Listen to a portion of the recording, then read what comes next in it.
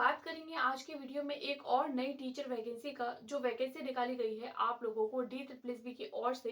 D triple S B जो है वो कंटिन्यूसली अपनी वैकेंसी जो है वो निकाल रहा है। इससे पहले भी हम लोगों को टीजीटी की वैकेंसी देखने को मिली है, उसके बारे में भी हम लोगों ने डिस्कस किया है। वेट था आप लोगों को अगेन से पीजीटी की वैकेंसी का।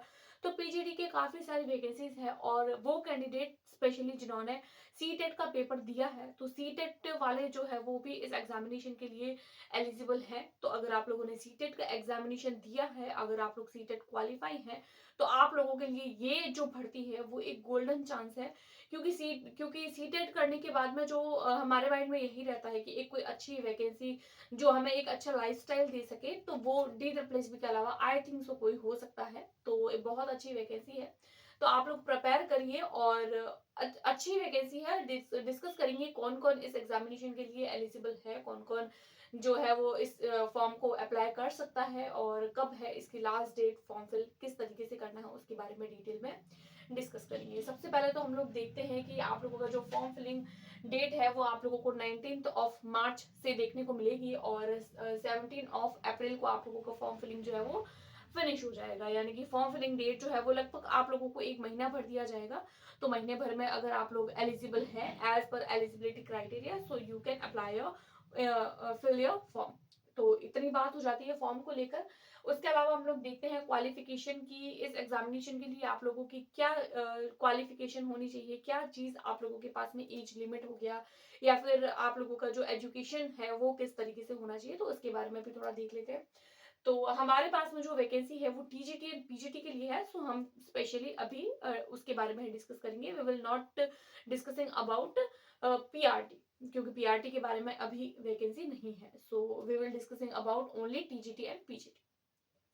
सबसे पहले मैं बात करूं एज लिमिट की, तो देखिए अगर आप लोग टीजीटी के लिए यानी कि ट्रेंड ग्रेजुएट टीचर के लिए अगर आप लोग अप्लाई कर रहे हैं, तो आप लोगों को जो मैक्सिमम जो एज होती है वो 30 ईयर है, यानी 30 साल। और जो पीजीटी पोस्ट होती है यानी पोस्ट ग्रेजुएट टीचर जो होते हैं उनके लिए मैक्सिमम 32 ईयर होते हैं। उसके अलावा अगर आप लोग किसी भी कैटेगरी से बिलोंग करते हैं, तो आप लोगों को 5 साल एंड 3 साल इस तरीके से आप लोगों को जो है वो कुछ कुछ रिलैक्सेशन एज में दिए जाते हैं। सो अगर आप लोगों को इसका डिटेल नोटिफिकेशन देखना है, आप लोग obviously D triple S B के जो ऑफिशियल वेबसाइट है उस पर आप लोग चेकआउट एक बार जरूर करिए। बाकी ये कुछ बेसिक बेसिक बातें थी कि अगर आप लोग टीजीटी के लिए करते हैं तो 30 ईयर एंड पीजीटी के लिए करते हैं तो 32 ईयर। एंड कुछ स्पेशल कैटेगरीज के लिए आप लोगों को जो है वो रिलैक्सेशन दिया जाता है 3 साल या 5 साल, इतना।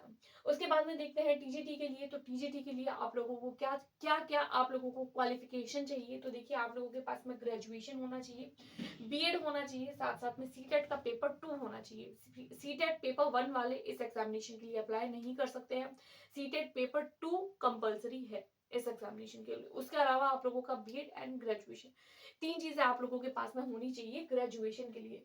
उसके बाद में हम लोग बात करते हैं पीजीटी की। तो पीजीटी के लिए एक बात देखें तो देखिए पोस्ट ग्रेजुएशन, क्योंकि पीजीटी है, आप लोगों को 11th और 12th क्लास का टीचर बनाया जाएगा। तो आप लोगों को उस सब्जेक्ट का, जिस सब्जेक्ट के लिए आप लोग अप्लाई कर रहे हैं, तो वो सब्जेक्ट का आप लोगों के पास में पूरा पूरा नॉलेज होना जरूरी है। सो आप लोगों को पास में इस सब्जेक्ट को लेकर पोस्ट ग्रेजुएशन होनी चाहिए। उसके अलावा बीएड, और इन केस अगर आप लोगों के पास में बीएड नहीं है, तो देखिए तो आप लोगों के पास में अलग से चांसेस है कि आप लोग जो है वो कुछ और भी देख सकते हैं।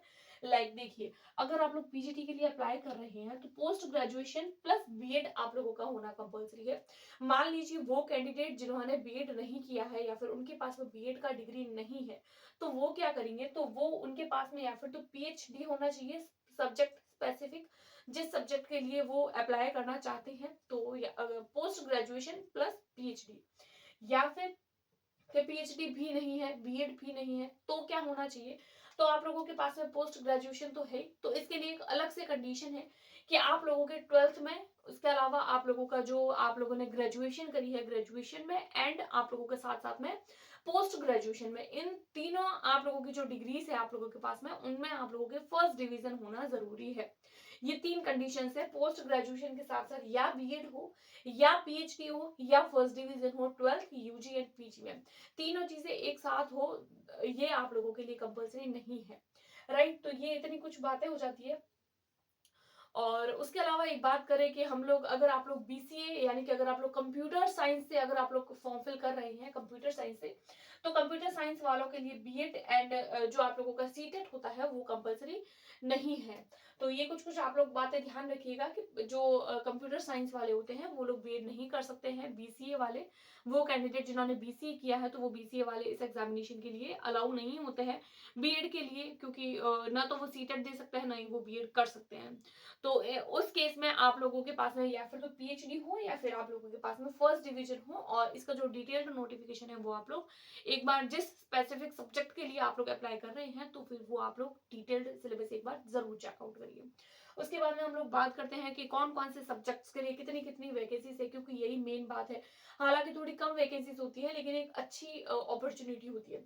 उसके अलावा एक और मेन बात कि कौन कौन से स्टेट के लिए जो है वो अप्लाई कर सकते हैं। तो हर एक स्टेट, अगर आप लोग किसी भी स्टेट से हैं तो you can apply this form.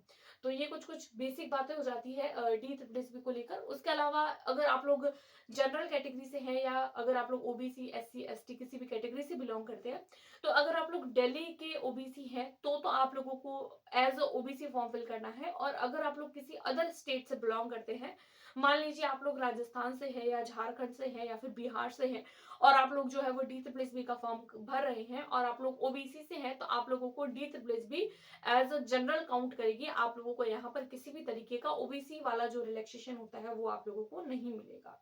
ये कुछ बेसिक बात है। उसके बाद में हम लोग बात करते हैं पीजीटी में कौन कौन से सब्जेक्ट्स के लिए कितनी कितनी वैकेंसीज है। तो देखिए, कंप्यूटर साइंस के लिए 3, इंग्लिश के लिए 9, Sanskrit 3, music 1 and painting again 6। उसके अलावा हम लोग बात करेंगे पीजीटी कंप्यूटर साइंस, तो सबसे ज्यादा वैकेंसी है टीजीटी कंप्यूटर साइंस के लिए 55 वैकेंसीज।